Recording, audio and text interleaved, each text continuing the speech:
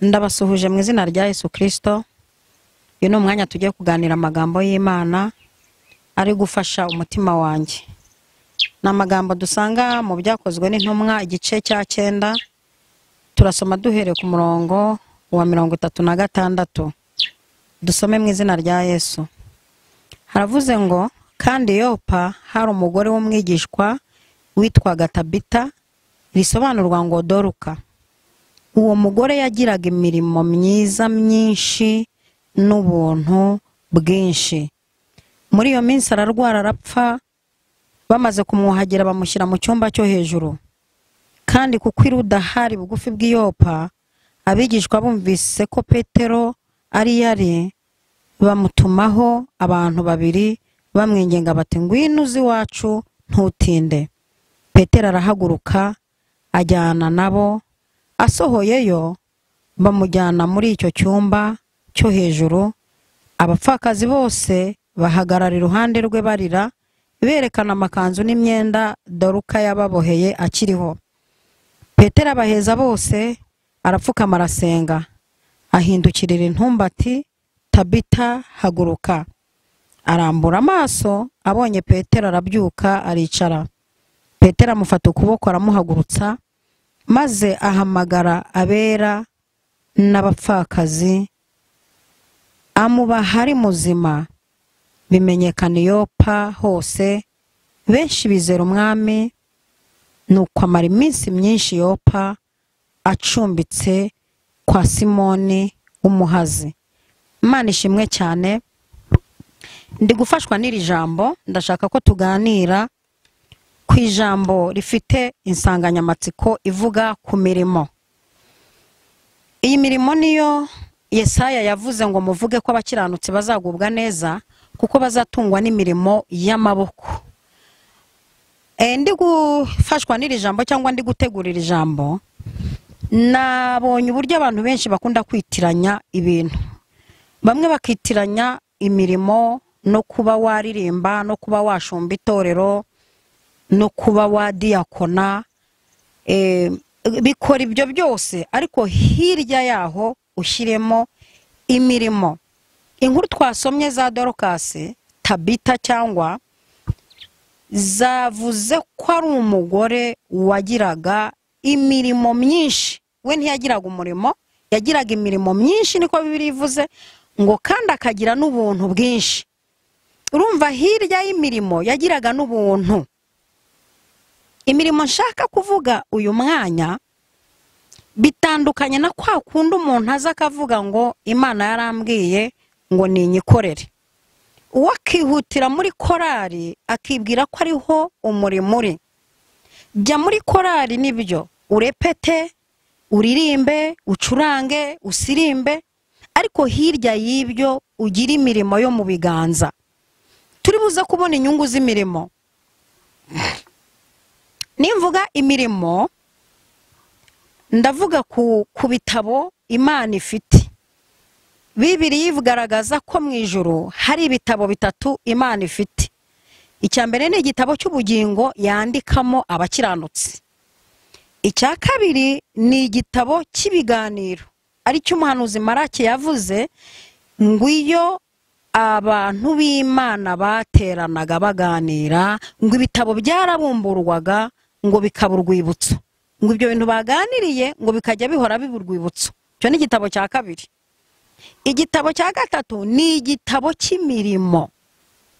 Imirimo nizaduhesha ingororano.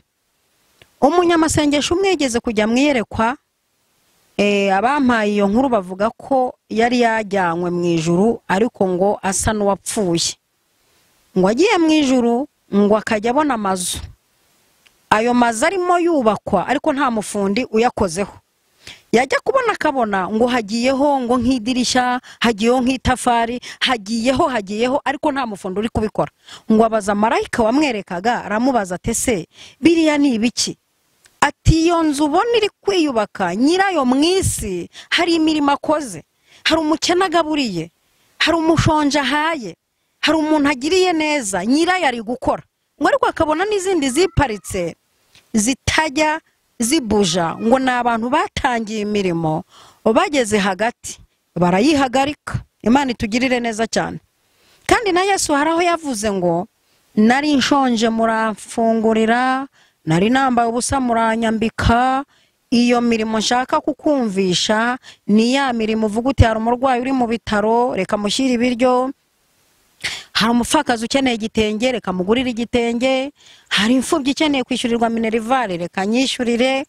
Bibiliya ikavuga ko iyi mirimo nitugera imbere y'Imana ngo izapimwa ahantu haneye ubwoba cyane. Kandi ngo imirimo umuntu yakoranye urukundo ngo niyo izaca mu muriro ntishye. Iyi mirimo yose dukora izageragereshwa umuriro. Bivuze ngo iki? Hari umurimo wakoze ukita karimo gato. Hari umukecuru umwe wakundaga kwakira abashyitsi ariko akennye, ngo abashyitsi baza akabasukira amazi ati ni karibu, Imana ibaha umugisha, akayasengera ati Imana amazi abagwe neza. Noneho ngo mu ijuru ntibandikaga amazi, bandikaga amata. Haleluya.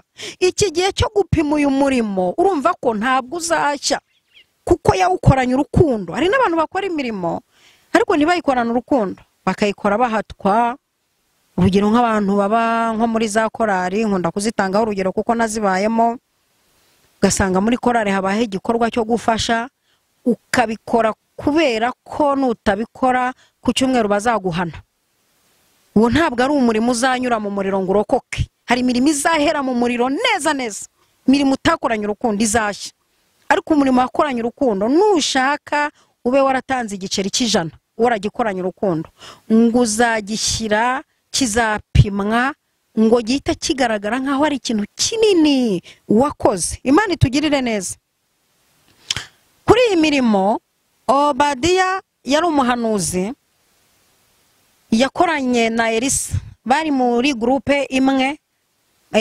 Ni promosiyo yaba Elisa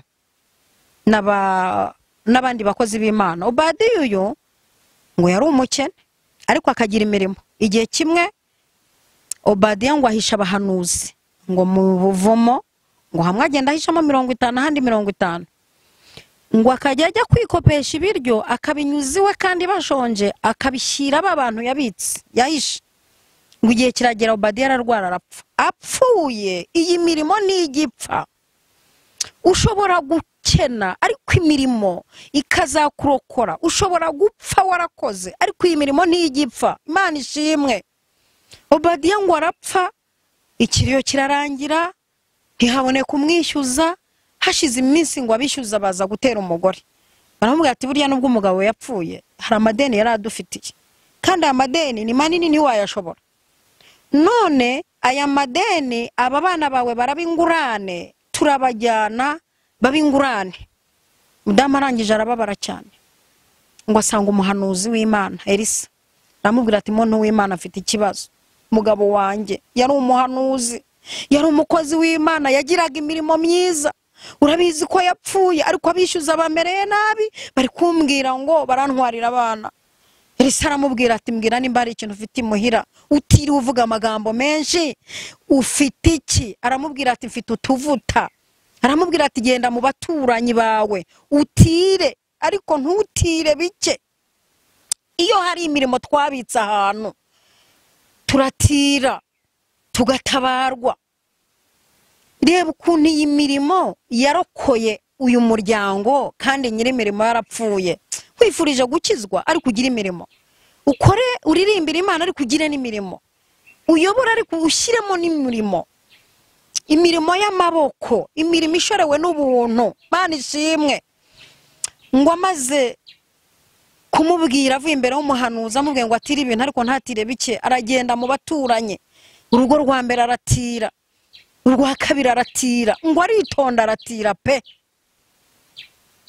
Ngo arangije ngo yifungirana mu nzu n'abana be, ngo asuka muri ibyo bintu yatiye, asuka no mu byo yari afite, ngo amavuta aruzura. Abaza umuhungu ati nta kindi kintu gisigaye? Umuhungu aramubwira ati ntacyo. Amavuta yuzuye, asanga umuhanuzi ati ya mavuta wambwiye gusuka yuzuye. Aramubwira ati genda, icyo nkubwiye genda wishyure, uyagurishe wishyure, asiga gutungane n'abawe. bivuye kuki? Ku mirimo umugabo yakoze agapfa imirimo ikamutabara. Reka mvuge ku mugabo umwe yitwa Ezekiya. Ezekiya yararwaye, abahanga bavuze ko arwaye ikibyimba kikazamo kanseri. Agera ku munsi wo gupfa, Imana ituma umuhanuzi. Imana ishimwe, umuhanuzi ngo araza, ava mu mujyi aza mu cyaro. Ezekiya yaratuye mu cyaro. Ahageze umuhanuzi arahanura, tumva ko Uwiteka Nyiringabo avuze. Aravuze ngo raga iby'inzu yawe kuko ugiye gupfa. Niko akanwa k'Uwiteka kavuganye nawe. Umuhanuzi arangije arasohoka gisubirira mu mujyi. Atararenga icyaro, Ezekiya ngo arahindukira areba ivure. Mana idufashe. Ufite iki? Ufite iyihe mirimo yakurokora ugeze ku munota wo gupfa? Ngo areba ivure. Arebye ivure habona inyundo. Ngo yitwa Kinube, yakoresheje umurimo w'Imana yubaka urusengero. Ngo arasenga, aravuga ati Uwiteka Mana, nakoreye, nakoze ibyo gukiranuka, nakoze umurimo wawe, nubatse urusengero. None Mana, hirya y'urusengero nubatse hari ikindi naringiye gukora kandi nta wundi muntu urakivumbura. Naringiye no gushyira amazi mu gihugu. None uranyica, ninde uzakora ibi bintu? Ngo umuhanuzi ari kwihuta cyane asubira mu mujyi, dore ko abahanuzi nabonye bakunda n'umujyi. Byaje kera, ikunda ry'umujyi ry'abahanuzi ryaje kera. Muhanuzi ngo agikandagira ku mbibi z'icyaro, agiye kwinjira mu mujyi, ngo yumva ijwi ry'Imana rimubwiye riti subirayo, katusubireyo, ugende ubwire Ezekiya ngo numvise gusenga kwe, mbona n'amarira, mbona n'imirimo. Imana ishimwe. None genda umubwire ngo kukubaho kwe mwongeyeho imyaka 15. Imana ishimwe kuko imirimo igituma tumara imyaka. Ubwo batubarira iminsi, imirimo ituma tumara imyaka. Imana ihabwe icyubahiro. Arangije asubirayo arongera arahanura. Uyu muhanuzi yaragowe we. Guhanura uyu munsi mukanya ukongera ugasubira uti nanone irivuguruje. Ndashimira Imana ko kubw'imirimo yivuguruza. Arangije aragenda aravuga ati mvuga ko Uwiteka avuze. Uwiteka aravuze ngo yumvise gusenga kwawe, abona n'amarira, abona n'imirimo. None kukubaho kwawe yongeyeho imyaka 15. Imana ishimwe ko imirimo ituma twongererwa imyaka yo kubaho. Ndakwifuriza kuba umurokore ariko ukagira n'imirimo. Imirimo niyo izaguhesha ingororano. Bamwe barabyitiranije. Bamwe bicaye muri za korari bumva ko bari mu murimo. Abandi bicara muri za biro bumva ko bari mu mirimo. Sohoka muri biro, ugenda ureba umurwayi, ureba umupfakazi, ureba imfubyi, ureba umukene. Imana ishimwe. Bibiliya ivuze ko imirimo ari izaduhesha ingororano. None nimba umuntu agera mu kaga, Dorokasi ko abantu bahuruye bakavuga bati yatudodeye imipira, abandi bati yatudodeye imyenda y'imbeho, abandi bati yatudodeye imipira kwambika impinja zacu. Imirimo hejuru ya Dorokasi yapfuye, imirimo ikavuga kugeza ubwo basanze Petero baramuhamagara bati dutabare Dorokasi yapfuye. Petero ngo ahageze, Petero yari representant legale, ngo ahageze ngo abaheza bose. Arangije aravuga ati Tabita haguruka. Arahaguruka kubera imirimo. Nimba abandi barazutse kubw'imirimo, abandi bakagera kwa muganga benda gupfa, Imana ikavuga iti nibutse imirimo wankoreye, nibutse cya gisorori, nibutse wa muceri, nibutse bya bishyimbo, nibutse amafaranga, nibutse yamfubye warihiye. Nimba abandi bagira mu kaga bagatabarwa n'umurimo, ese kufite ikibazo urishyuza Imana uwayikoreye iki? Ndashoje ariko nshoje nkubaza, uri kwishyuza Imana uwayikoreye iki? Ku mbohe wagemuriye, ku mukene wafunguriye, ku mirimo wakoze, ku bakozi b'Imana wahesheje umugisha ngo bakomeze umurimo w'ivugabutumwa, urishyuza ubundi wakoze iki? Soza nagira ngo nkwifurize kuba mu nzu y'Imana ariko ukagira umurimo. Hirya y'ibyo ukora, hirya y'izo repetisiyo, hirya y'izo nshingano wahawe, hirya yazo hakenewe umurimo.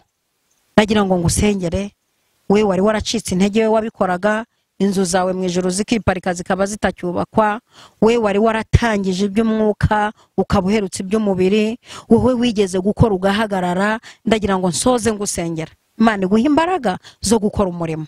Wowe utagiraga umurimo, wumvise ko mu ijuru hari igitabo kibumburwa iyo hari icyo ukoze, Imana ikandikamo ikazaguha ingororano, kandi ukiri no mu isi Imana ikagutabara ifite icyo ushingiyeho. Reka dusenge ngusengera, Imana iguha imbaraga kandi ukomeze ukore umurimo. Mana Nyiringabo, ndagushimiye, uri umwami w'abami. Yesu ndagushimiye, wagiriranaga neza abantu. Iyi mirimo tuyikwigiraho, hari aho wageraga ugasanga abantu bashonje, ugafata ifi n'umugati ukabitubura, aho abagore bahejwe nabo ukabibuka ko abagore n'abana barya utwo tuvungunyukira. Wagiraga imirimo myiza. Yesu, ubwo watubanjirije tuje tugukurikiye. Abo dusoma muri Bibiliya twabigiyeho imirimo. Ijambo ravuga ngo muvuge ko abakiranutsi bazagubwa neza kuko bazatungwa n'imirimo y'amaboko.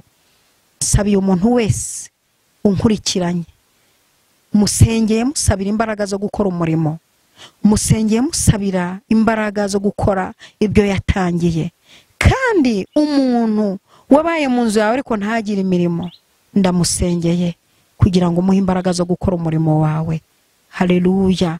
Umwagure, umukomeze, mukoresha iby'ubutwari. Urakoze Mana, ndagushimiye kuziyubahisha ugakora n'ibirenze ibyo natekereza. Bisenze shima mu izina rya Data wa twese, Mwana n'Umwuka wera. Amen, amen, amen.